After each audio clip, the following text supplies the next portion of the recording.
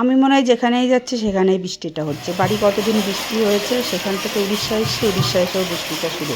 উড়িষ্যায় এসেছে গিয়ে শুনে এসেছি জামাইবাবুর কাছে যে এখানে 3 ঘন্টার মেলা হয়। তার মানে একটা দিনই মেলা হয়, শুধু হবে 3 ঘন্টা, এর বেশি আর হবে না। আর আমাদের ওইদিকে তো এরকম কোনো নিয়মই নেই যে 3 ঘন্টা মেলা হবে। তো যাই হোক, সকাল থেকে এত বৃষ্টি আর ভাল লাগছে না। তারপরে বিকালে একটুখানি কমেছে বৃষ্টিটা, তখন সেজেগুজে রেডি হয়ে আছি। যখনই রেডি হয়েছি দেখি বৃষ্টি পড়ছে।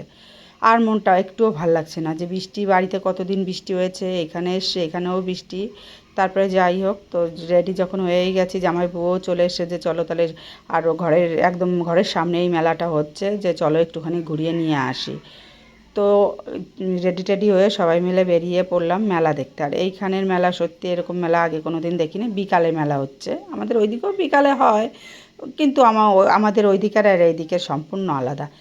উড়িষ্যায় এসছি, ভেবেছিলাম যে এইখানে ঘুরতে এসছি 10 দিনের জন্য, তো এখানে ভালো মন্দ খাবো, ঘুরবো ফিরবো, এই জায়গায় সব খাবারগুলো টেস্ট করব, একটা অন্যরকম ভেবেছিলাম। কিন্তু তা আর হলো না, কোথাও যেতে পারছি না, শুধু বৃষ্টি আর বৃষ্টি।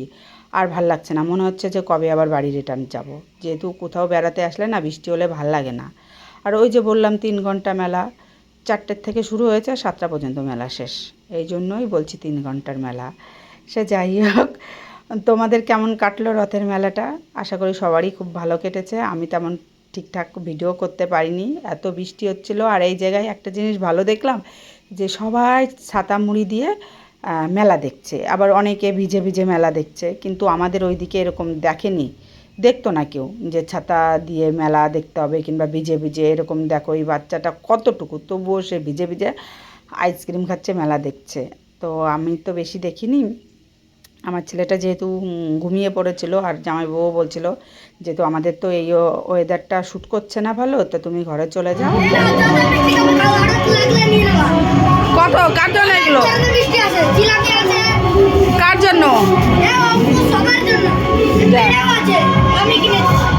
তো যা যা মেলায় খাবার আছে সব আমি তোমার জন্য পাঠিয়ে দেবো। তো দেখতেই পেলে, এই যে আমার দিদির মেয়ে খাবারটা দিয়ে গেল, অনেক অনেক রকমের মিষ্টি। আর এইখানের সত্যি কথা বলতে কি, এইখানের খাবারটা না তেমন কোনো কিছুই ভাল লাগছে না। আর আমার বাচ্চারা তো খেতেই চাচ্ছে না।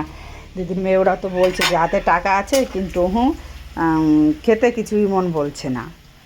তো যাই হোক, এখন কি করব, চলে এসছি, কিছুদিন তো কষ্ট করে কাটাতেই হবে।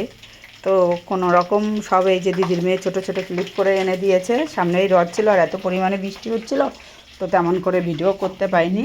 তবুও তোমাদের সঙ্গে একটু এই জায়গার মেলা শেয়ার করলাম।